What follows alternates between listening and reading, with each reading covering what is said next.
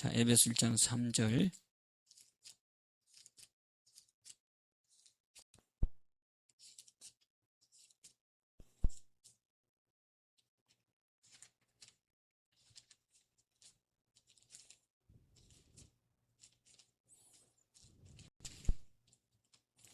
자, 찾았으면 한 목소리로 합독합니다. 시작.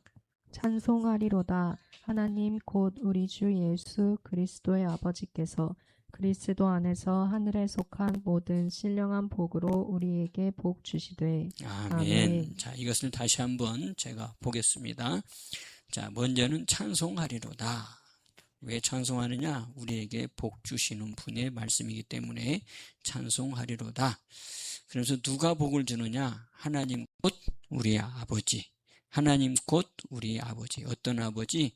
주 예수 그리스도의 아버지. 우리 주 예수 그리스도의 아버지께서, 하나님이 누구냐? 우리 주 예수 그리스도의 아버지시다. 그 아버지께서 그리스도 안에서 하늘에 속한 모든 신령한 복으로 우리에게 복 주신다. 누가 주신다? 이게 아버지가 주신다. 그 말이죠.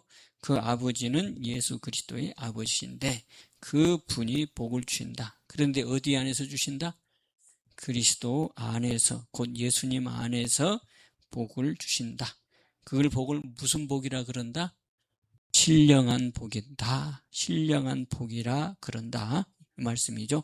그리스도 안에서 하늘에 속한 모든 신령한 복 누가 주시느냐? 우리 아버지가 주신다. 어떤 아버지시냐? 주 예수 그리스도의 아버지시다. 바로 그분이 그리스도 안에서 우리 아버지가 되시고 그리스도 안에서 복을 주시는데 그 복은 하늘에 속한 복이다. 땅에 속한 복이 아니고 하늘에 속한 복이다. 그래서 그 복을 뭐라 그런다? 신령한 복이라고 그런다. 그래서 신령함이 있고 신령치 아니함이 있는 것을 우리가 알 수 있어요. 신령하다 반대는 뭐예요? 세속적이다. 또 육체적이다. 라고 말할 수가 있죠. 그래서 지금 세상에서도 복받기를 원하는 게 세상 사람들이고 또 우리도 마찬가지죠. 그런데 그 복이 나뉜다라고 하는 거예요. 하늘에 속한 복은 신령한 복. 그게 바로 그리스도 안에서 주시는 복.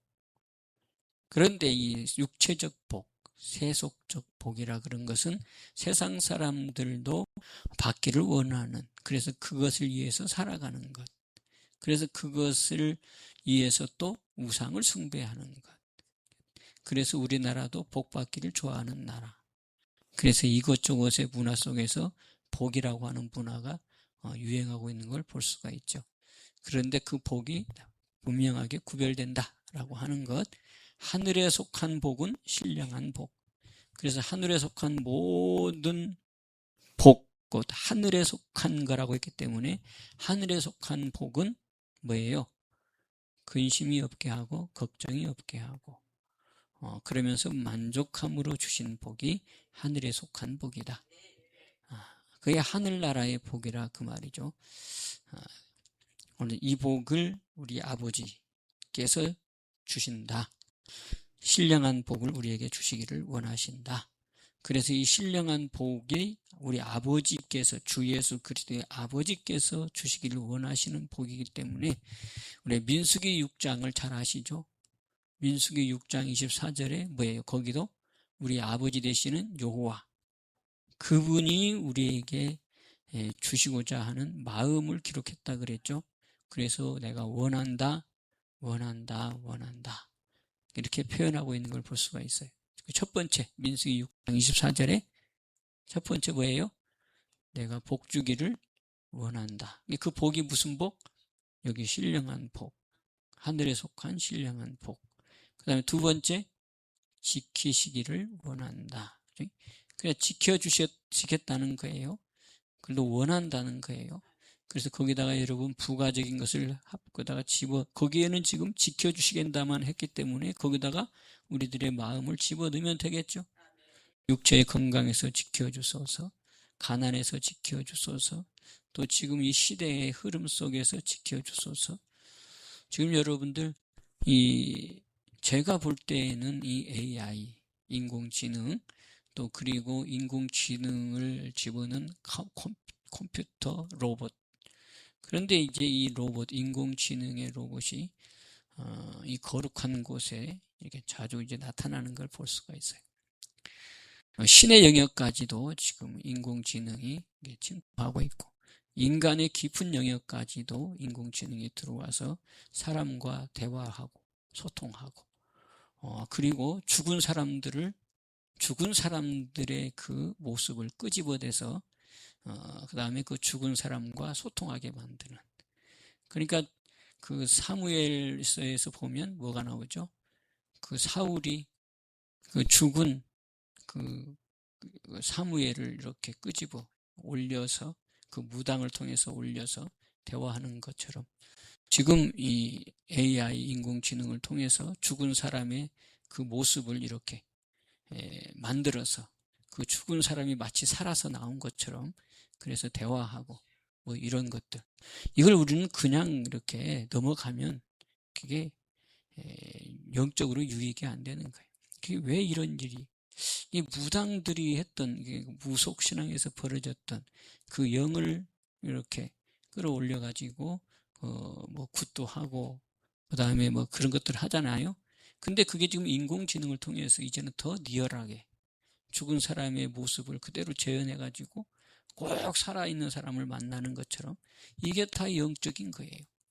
그러니까 지금 또 어떤 일본에서 있었던 사건인데, 인공지능하고 대화를 하면서 인공지능에 쏙 빠졌어. 그래가지고 인공지능이 자기 신랑이래. 그래서 그 인공지능하고 결혼하고. 여러분, 결혼은 거룩한 거잖아요. 하나님께서 우리에게 주신 것, 인간의 이 세상에서 살아가는 동안 가장 거룩한 게 결혼이잖아요. 그 결혼이 이제는 인공지능하고도 하는 사람이에요. 어떤 상담사는 인공지능하고 상담하다가 오히려 상담사가 넘어가가지고 엉뚱한 세계 속에서 헤매고 있다가 드디어 본인의 모습을 되찾고 돌아와서 이 인공지능의 그 폐해에 대해서 얘기하는 것들, 우리 여러분도 거기에 빠질 수 있어요. 그래서 사람을 갖다가 가두는 거지. 이 개방에서 사람과 소통하고 사회 속에서 활동하게 하는 것을 다 단절시키는 거예요. 그래서 어떻게? 방 안에서 틀어박혀서 먹지도 않고 마시지도 않고 맨날 며칠을 그렇게 인공지능하고 대화하면서 엉뚱한 방향으로 흘러가는. 그래서 결국은 또 자살로 가고, 종국은 어디로? 자살로 이끌어가는 거예요. 그러니까 알고 보면 뭐예요? 그 상담사들의 인공지능하고 대화했던 사람들의 결국은 다 답은 뭐래? 죽음이야, 죽음. 자살로 가게 만드는 거예요. 신기하죠? 그러니까 결국은 뭐예요? 사단의 영역, 사단의 그 깊은 숨어있는 어떤 계략이다라고 볼 수 있는 거예요. 사람이 만든 이 지능이 거기다 생명이 들어가니까 이제는 인간을 지배하는 그런 힘이 있는 것으로 바뀌었단 말이에요. 그러니까 여러분, 계시록에 보면 뭐예요? 짐승에게 뭐가 들어가서? 생명이 들어가니 그 짐승이 능력을 행하더라는 거 아니에요. 그래서 지금 이 시대가 계시록에서 말하고 있는 시대여서 아주 제가 볼 때는 너무 딱 들어맞는데, 그게 지금 주님 오실 날이 그럼 어떻다? 가까웠다. 타 종교는 우리가 종교로 보지 않지만 세상에서도 종교를 뭐라고 보고 있어요? 세상에서도 보는 시각은 종교는 뭐라고 보고 있어요? 세속과 구별된 곳이라고 보잖아. 그래서 종교를 뭐라 그래요? 거룩한 곳이다, 이렇게 보잖아요. 기독교를 포함한 모든 종교들을 왜 사람들이 귀하게 여기느냐? 꼭 구별되기 때문에 거룩한 곳으로 보기 때문이다, 그 말이에요. 근데 그 거룩한 곳에서도 이제 우리 기독교와 다른 종교는 구별하는 것이 우리 기독교라고 하는 거고, 그리고 못된 이 자유진학 신학자들은 종교는 하나다, 이게 다원주의를 주장하는 것도 일종의 그런 데서 오는 거란 말이에요. 그래서 종교는 거룩한 부분에 속한 거란 말이에요. 그런데 이번 지금 조계종에서 이제 오늘인가 내일인가가 뭐였어요? 어저께인가? 부처님 오신 날. 거기에 로봇이 이제 승려 그거를 입고, 그 다음에 승려로서의, 그걸 뭐라 그러지? 하여튼, 쉽게 말하면 목자 안수를 받은 것처럼 이제 그 로봇이 승려가 된 거예요. 그것을, 합법적으로. 그러니까 조계종에서 그것을 했어요. 그걸 뭐라 그러는데 지금 단어가 생각 안 나는데, 그 로봇을 이제 승려로서의 이름도 주고, 그 다음에 승려로서의 이제 그 하나의 신분을 주는 그런 행사를 열었던 걸. 그러니까 뭐예요? 인공지능 로봇이 뭐가 됐어요? 거룩한 곳에 그런 어떤 인례가 될 수 있고, 또 마찬가지 교회에서도 여러분 인공지능을 통해서 여러분들 인공지능 써봤어요? GPT? 거기 보면 거기다가 질문하면 거기서 답을 다 주잖아요. 근데 그 깊이 빠져들어가면 헤어나질 못한다니까. 그러니까 여러분 구별할 줄 알아야 된다는 거예요. 그러니까 지금 GPT에서 성경도 이렇게 이 설교도 그 GPT에서 만들어줘요. 뭐 제미나이라든지 GPT가. 그러니까 목사들도 너무 쉬워. 이제 내가 오늘 설교를 이렇게 하고 싶다. GPT야, 오늘 내가 설교를 해야 되는데 뭐에 대해서 설교할 거야? 그 설교 좀 만들어줘. 그러면 이 사람이 정리하는 것보다도 더 멋있게 정리를 쫙 해줘요. 그게 왜 그럴까? 모든 데이터가 다 있으니까. 지금까지 인류의 그 역사에 데이터로 돼 있는 것은 그 인공지능이 다 찾아낸단 말이에요. 그래서 인공지능을 활용할 때 제일 많이 들어가는 게 뭐라 그래요? 에너지, 전력. 그 인공지능의 그 데이터를 써먹는 그 인공지능의 그 에너지가 전기인데, 그 인공지능을 이게 그 산업에 주력하는 데 있어서 가장 필요한 게 전기다. 전기가 없으면 안 된다 이 말이에요. 그러니까 전기를 많이 쓰는 거예요, 그게. 그러니까 이 데이터에다가 입력해서 이거에 대해서 알아주라. 그러면 그게 막 이렇게 데이터가 막 돌아가는 거예요. 그럼 뭐가 들어가? 전기가 막 돌아가는 거예요. 그래가지고 그 데이터를 모아가지고 거기에 쫙 답을 내놓는 거예요. 그게 인공지능이라고. 그러니까 전 세계에 있는 데이터를 그 인공지능이 학습한다 그 소리는, 그거를 거기에 맞는 그 문제를 주면 그 문제에 있는 데이터를 찾아간단 말이야. 쫙. 그래가지고 그것을 다 모아. 그러니까 얼마나 멋있는 답을 하나 해주겠냐고요. 성경도 목사보다 더 잘 알아.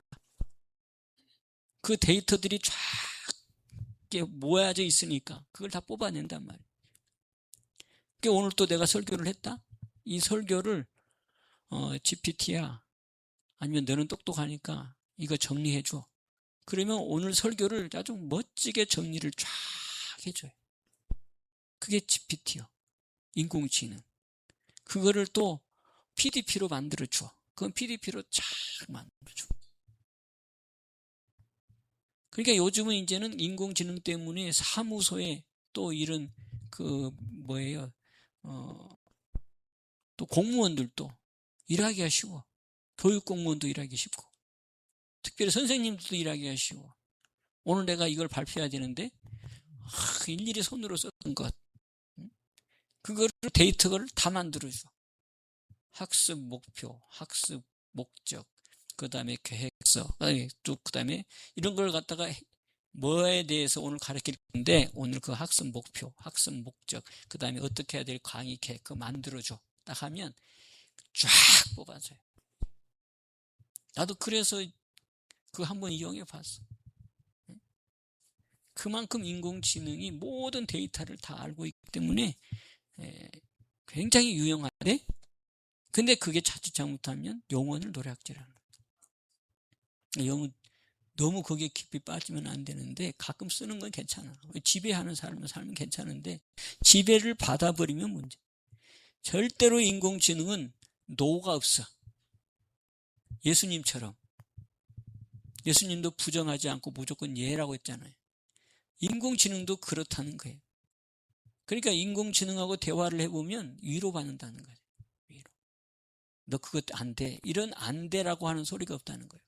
너는 진짜 잘했어. 진짜 멋있어. 너는 최고야. 계속해서 이렇게 위로해 준다는 거예요. 그러니까 세상 사람들이 다 못 받고 산다는 거예요. 위로받기를 원한다는 거지. 자기를 알아주는 사람이 없는데 이 인공지능은 자기를 알아준다는 거예요. 그러니까 빠진다는 거예요. 그런데 그게 결국은 어디로 가느냐? 너 그거 힘들지? 그러면 죽고 그런다는 거지. 결국은 자살로 가게 만든다는 거예요. 그 상담사가 사람을 상담해준 상담사도 위로받지를 못해가지고 GPT한테 위로받다가 빠져가지고. 그러니까 이 세상은 위로받지 못하는 곳이 세상이에요.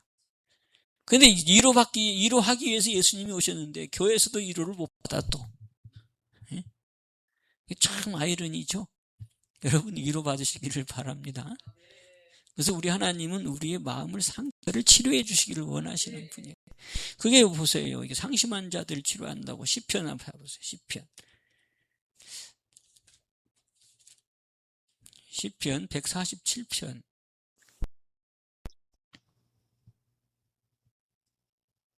우리 3절 한번 보세요.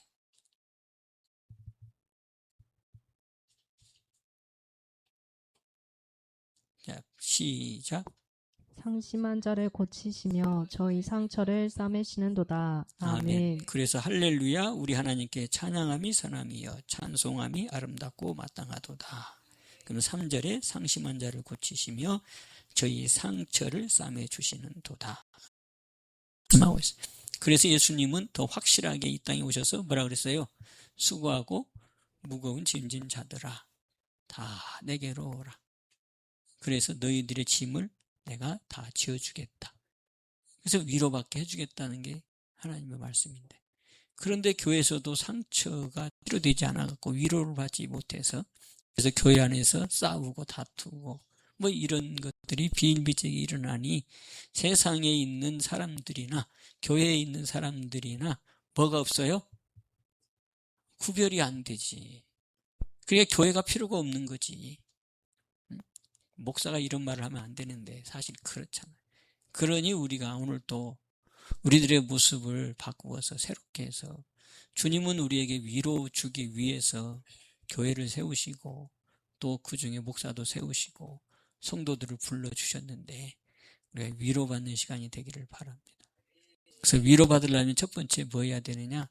회개해야 되고, 회개한 다음에 그 회개만 해서 되는 게 아니고 회개를 통해서 뭐가 내 안에 들어와야지 위로받는다? 생명이 내 안에 들어와야지 위로받는다. 그래서 사도행전 11장 18절에 회개는 뭐 하는 거다? 생명을 얻는 거다. 그래서 생명 얻는 회개라고 얘기했어요. 그러니까 무조건적인 회개는 세상에서 말하는 그 뭐예요? 다른 종교에서도 말하는 뭐 참회라고 하는 거라고 다를 바가 없어요. 회개만 한다면 참회나 반성이나 또 뭐 이런 것들 구별되려면 회개가 생명으로 내 안에 들어와야 돼요. 그래서 생명 얻는 회개. 그래서 이 생명 얻는 회개와 세상에서 말하는 이 속죄, 세상에서 말하는 이 회개, 참회, 이게 하고 구별되는 거라고. 그게 이제 종교 차원의 얘기지만, 그래서 종교라고 하는 것들은 다 회개라고 하는 것들이 들어갈 수밖에 없는 거예요.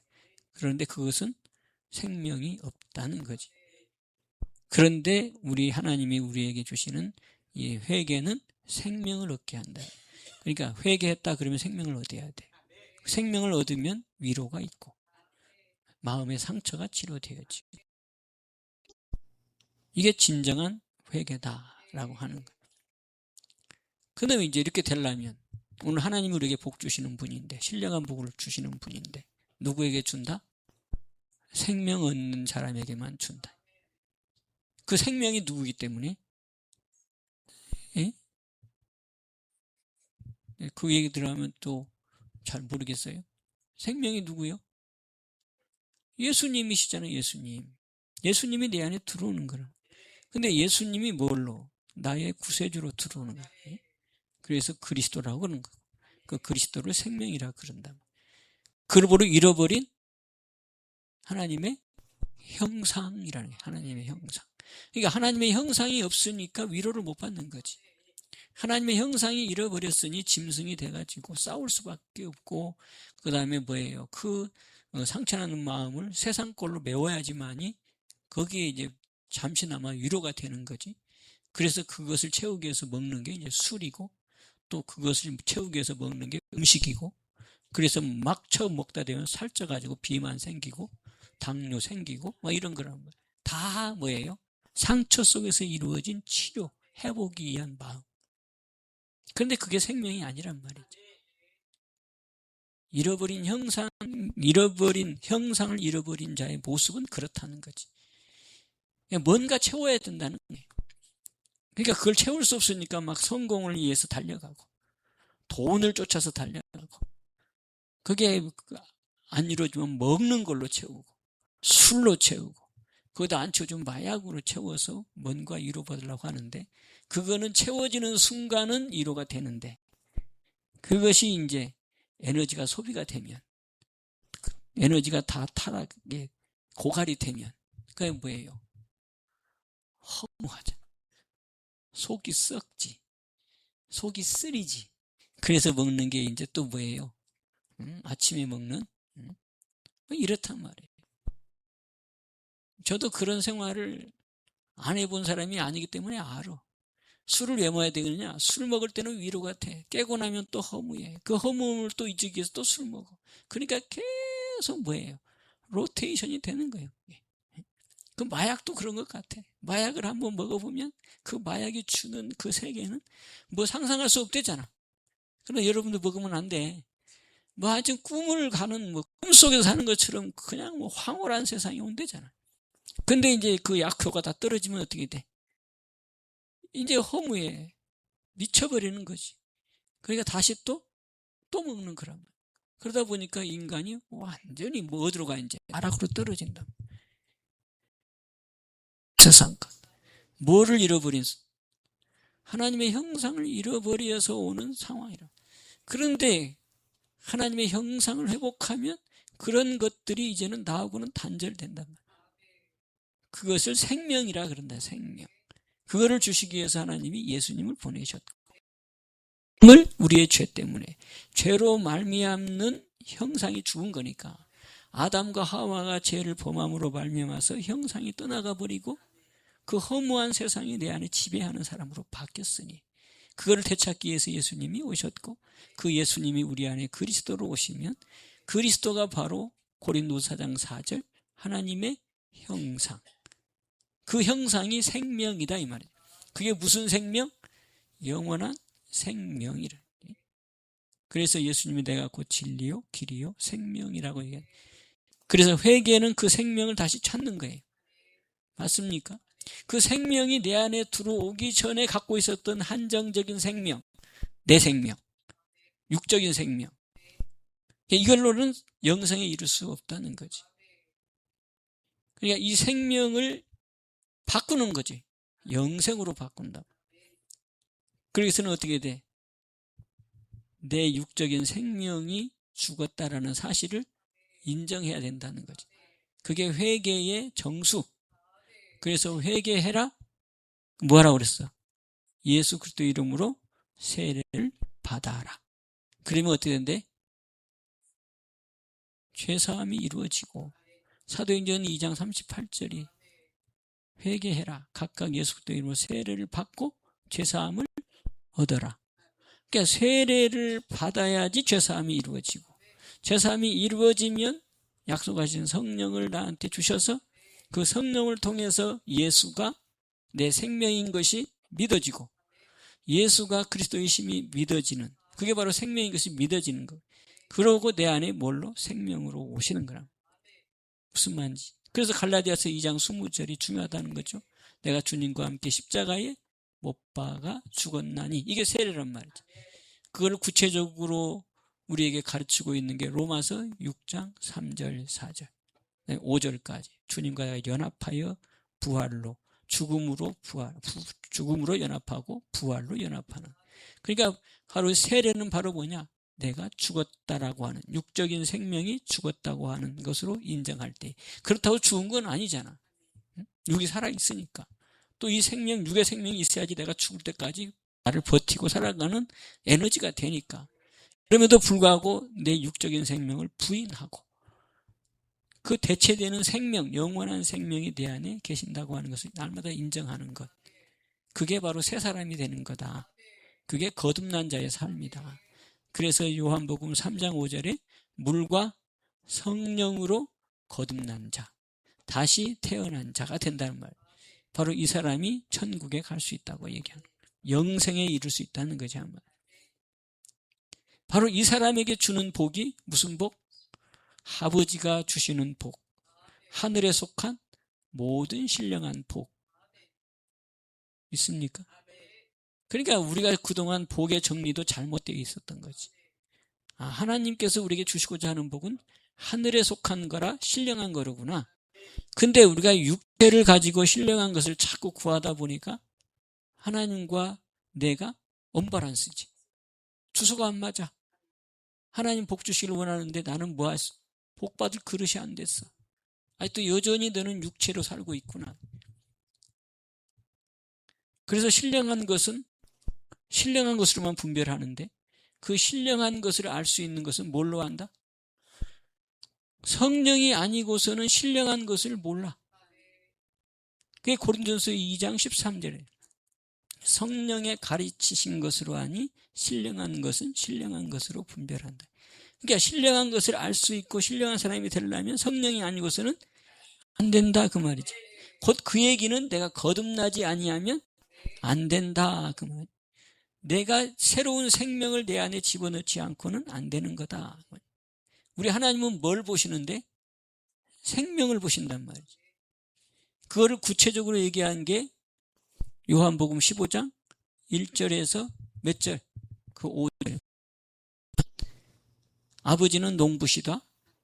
예수님 참포도나무시다. 너는 가지다. 그런데 열매를 맺지 못하면 아버지가 다 제해버린다. 그런데 어떤 나무가 열매를 맺는다? 참포도나무에 붙어 있으면 절로 열매 맺는다. 그러니까 아버지의 관심은 어디에 있다? 참포도나무에 있다. 맞습니까? 그 참포나무가 예수님이다. 그래서 예수님께 내가 붙어 있으면 아버지가 관리한다. 그래서 절로 열매 맺게 하도록 아버지가 뭐한다? 손질하고 전정하고 또 인간의 그 농부처럼 다 세밀하게 관리하셔서 열매 맺게 한다. 무슨 말인지 알죠? 그러니까 아버지의 관심은 어디에 있어요? 예수님 앞에 있어. 생명에 있단 말이지. 근데 그 생명에게 내가 붙어 있으면 생명을 내 안에 모시면 붙어 있는 거니까. 그게 새 언약을 이루기 위해서 예수님이 오셨다고 얘기했죠. 그래서 네가 내 안에, 내가 네 안에. 그게 바로 붙어 있는 것. 그래서 생명이 나한테 들어오고 내 생명은 주님 안에 들어가서 이게 연합하는 것. 그래서 내가 주님과 하나 되어서서 참포도나무 되시는 그분이 붙어 있으므로 내가 참포도나무가 되었지므로 아버지께서 관리하는 자리에 들어가 아버지께서 복을 주시는 신령한 복을 받는 자가 되어지는 거예요. 쉽지요? 나는 뭔만 되고 있으면 돼? 참포도나무만 되어 있으면 돼. 참포도나무가 되는 건 뭐예요? 새 언약만 이루고 있으면 된다 이 말.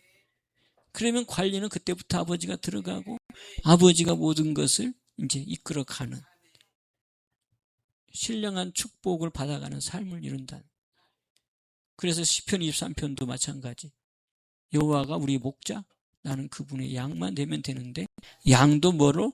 예수님으로 말미암아 생명을 얻으면 그 생명의 그 양 되시는 분이 내 안에 들어오므로 나도 양이 되어지고 여호와께서 나의 목자가 되어주시는. 그래서 지난번에도 다 얘기했던 내용이죠. 그것을 내 안에 계속해서 묵상하면서 이것을 이루어가는데 가장 염려되는 건 우리가 뭘 잊고 있다? 육을 잊고 있다고 하는 거예요. 그 육은 계속해서 뭘 쫓아가기를 원한다? 육을 쫓아가기를 원해. 지금까지 살아왔던 삶이 그렇고 또 그 속에서 뭐 했어요? 내가 거기에 익숙해져 있어. 그러니까 나도 모르게 그냥 문제만 생기고 어떤 상황에 도달하면 그냥 육으로 확 전환돼 버린단 말이에요.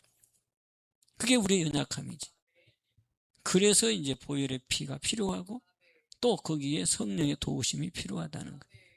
무슨 말인지 알아요? 그래서 지난주 수요일, 이번 주 수요일이구나. 어떤 내용을 봤어요? 요한복음 15장에는 요한이 하나님께 받아서 쓴 접붙임의 내용이에요. 그러니까 새 언약의 내용인데 그거를 접붙임으로 얘기했어요. 참 포도나무다 붙어 있어라. 근데 네가 내 안에 내가 네 안에 있는 거다. 그게 뭐예요? 접붙임이지. 근데 이제 로마서 11장에 가면 또 접붙임이 나와요. 그거는 바울 사도가 하나님으로부터 깨달아서 기록한 거예요. 거기는 이제 무슨 나무예요? 참 감람나무. 감람나무로 기록하고 있어요. 요한복음 15장에는 참 포도나무. 로마서 11장에는 감람나무. 그래서 단감나무를 얘기하면서 너는 어떤 나무다? 돌감나무였다. 그런데 돌감나무가 접붙임을 받아야 된다. 그러면 네가 뭐가 된다? 참 감람나무, 단감나무가 되어진다. 그런데 접붙여지려면 어떻게 해야 된다? 로마서 11장 23절에 보면 나오죠. 무슨 성?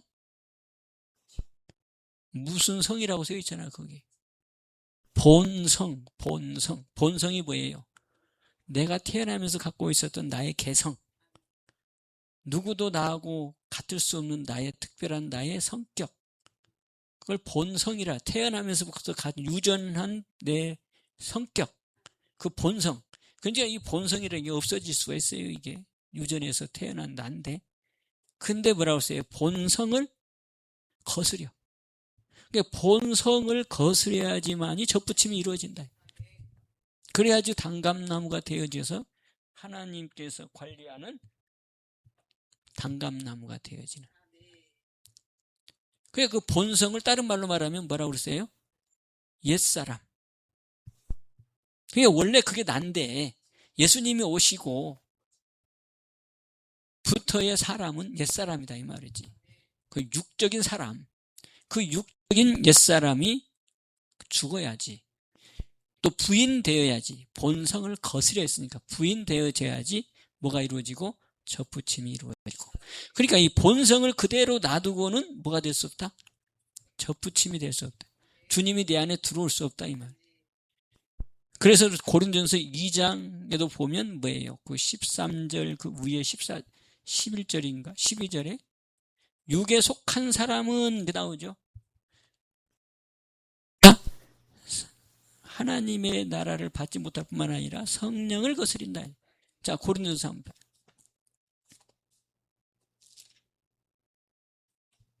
14절이네. 자, 고린도전서 2장 14절.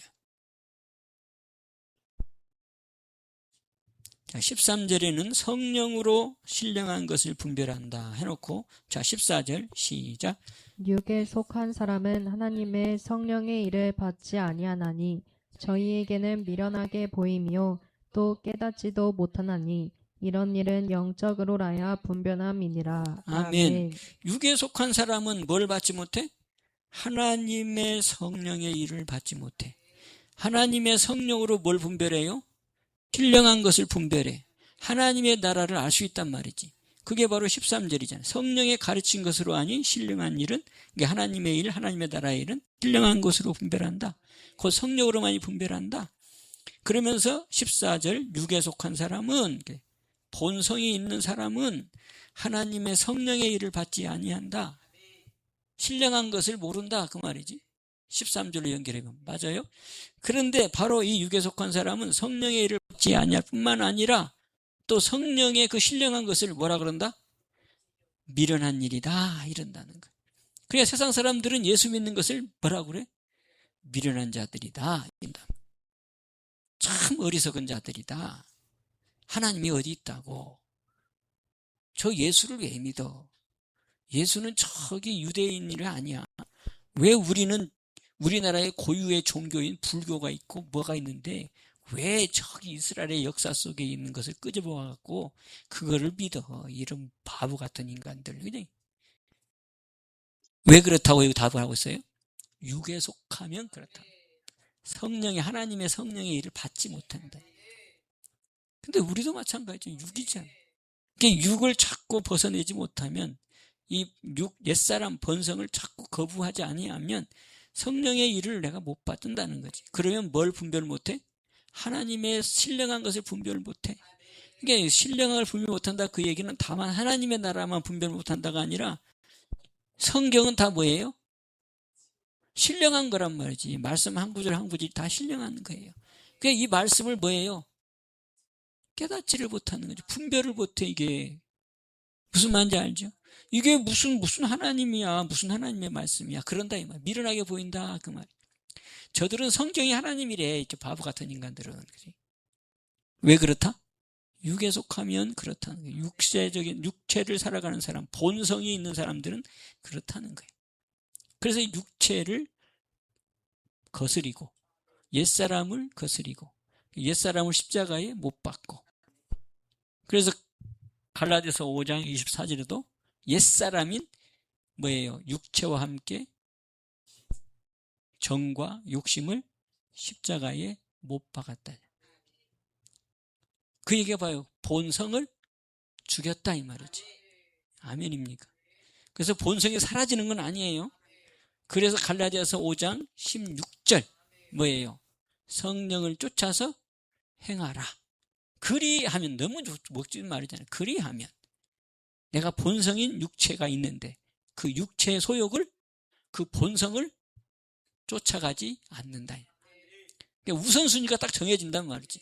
내 이 본성인 이게 있는데 이것이 나의 삶을 이제는 주장하는 게 아니고 그것을 이기는 것은 뭐다? 성령을 쫓아서 행하는 거다.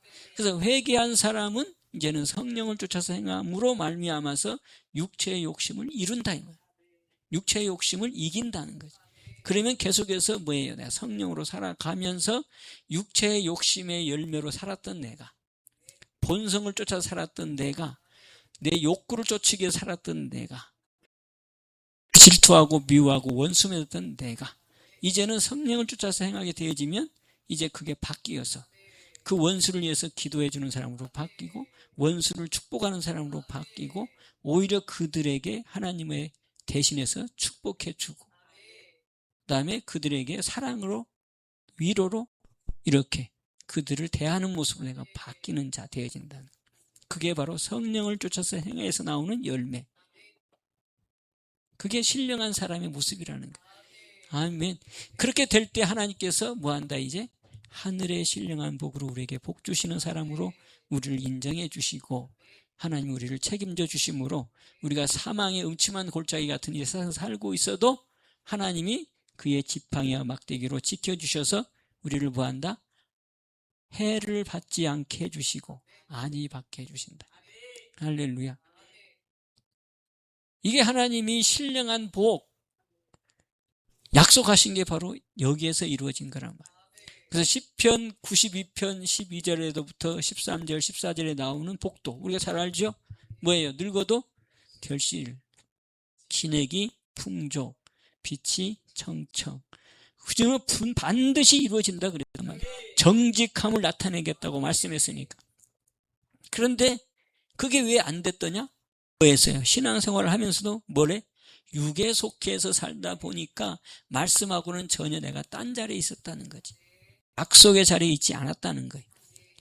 무슨 말인지 알죠? 그럼 이제는 우리가 뭐예요? 성령을 쫓아 살면 그 하나님의 그 신령한 것들이 나에게 이루어지는, 내가 뭐가 됐으니까? 신령한 자가 됐으니까. 주님의 그 약속과 내가 이루어진 약속이 하나가 되어지니까 이제 거기에 주님의 관심 가운데 살아가는 증인이 되어진다. 아멘. 그래서 마태복음 6장에도 뭐라고 그랬어요? 먼저 그의 나라가 있고 그 다음에 그 위에는 뭐예요? 육적인 삶의 모습이잖아. 무엇을 먹을까? 무엇을 마실까? 무엇을 입을까? 이게 육적인 삶이란 말이에요. 우리도 마찬가지였어. 그런데 그것들은 이방인들이 구하는 거다. 이제 네가 구할 것은 신령한 자가 되었다고 한다면, 네가 하나님을 아버지라고 부른다면 너는 이제 뭘 구해라? 하나님의 나라를 구해라.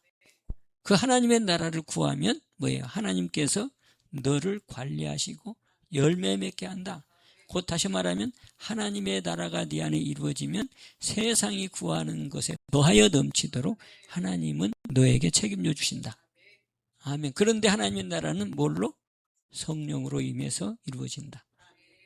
그래서 하나님의 나라가 임한 마음은 무슨 마음이다? 의와 평강과 희락이다. 그 전도서 2장으로 가면 3장으로 가면 그 말씀이 이루어지는 거죠. 3장 13절에 12절 13절 뭐예요? 네가 이 땅에서 사는 동안에 기뻐하며 선을 행하는 것보다 나은 것이 없다. 그런데 그게 바로 13절 주시는 성령의 선물이다. 그래서 수고하고 먹고 마시고 낙을 수고하고 먹고 마시며 수고하는 가운데 낙을 누리는 것은 하늘에 주신 선물이다. 근데 그게 바로 성령을 통해서 이루어진 내 마음이 하나님의 나라가 이루어지면 똑같은 삶을 살았던 나이지만 마음이 바뀐다. 생각이 바뀌기 때문에. 그래서 이 세상 똑같은 세상인데 이 세상이 육으로 살아서 보았던 세상과 이제 영으로 살면서 본 세상은 어떻다? 구별된다 이 말이에요. 똑같이 살아왔던 세상인데 내가 거듭나서 세상을 바라보는 시각과 또 내가 육으로 살았던 바라보는 시각이 달라진다. 이렇게 살아가는 것이 믿음의 백성이라는 거예요. 할렐루야. 이렇게 하셔서 하나님께서 우리에게 이 아버지로서 그 원하시는 그 마음이 우리에게 임하고 우리 교회에 임하고 우리 성도 여러분들에게 임해서 증인 다 되어지기를 주님 축복하고 요한 3서 2절의 복이 자 그것 보고 이제 마칩시다. 우리 성도 여러분들의 복이 되기를 주님의 이름으로 축복합니다. 자 요한 3서 2절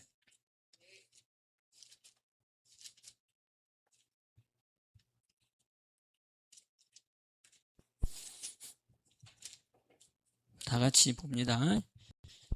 2절 시작. 사랑하는 자여 네 영혼이 잘됨 같이 네가 범사에 잘되고 강건하기를 내가 간구하노라. 아멘.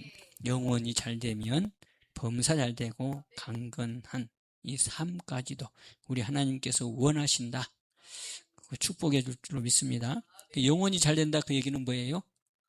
죽었던 영을 회복하는 것, 새 생명을 내 안에 모시는 것, 새 언약을 내 안에 온전히 이루는 것, 마음의 할례를 통해서 바로 내 안에 예수님이 사는 그 사람, 바로 그 사람이 영혼이 잘되면 바로 신령한 사람이 되어진 거고 바로 이 사람에게 범사가 잘되는 축복과 또 건강하기를 원하는 주님의 축복이 함께 하시고 그럴 때에 주님의 그 말씀이 내 안에 역사하셔서 말라기 4장 2절 그 말씀이 치료의 광선을 발하시고 출애굽기 15장 26절 우리 하나님은 또 어떤 하나님? 치료하기를 원하시는 하나님. 바로 그 하나님이 우리 속을 살피시고 그러면서 뭐예요? 치료하시고 다시 회복시켜 주시고 그래서 영, 육, 혼 영, 혼, 육이 주님 오실 날 우리가 흠없게 보존되는 귀한 축복으로 영광 돌리는 귀한 성도 다 되시기를 저희 축복합니다. 축복의 하나님 아버지 주님의 귀한 사랑과 귀한 은혜를 다시 한번 오늘 말씀을 통해서 확인하며 약속의 그 하나님께서 하늘의 신령한 복으로 그리스도 안에서 복 주시는 증인되는 귀한 성도들 다 되게 하심을 믿습니다. 증인만 되게 하심을 감사하옵고 한 주간도 주님과 동행하면서 세상을 이기며 사는 귀한 증인들 되게 하옵소서. 날마다 우리가 고백할 건 나는 주님과 함께 옛사람은 죽었습니다. 성령께서 나의 삶을 온전히 주장해 주셔서 나의 연약함을 도우시고 나의 부족함을 채우사 아버지여 주님 주시는 그 충만함으로 신령한 삶을 살아가는 거룩한 자들이 되게 하옵소서. 기도 속에 한 주간도 승리케 하옵소서.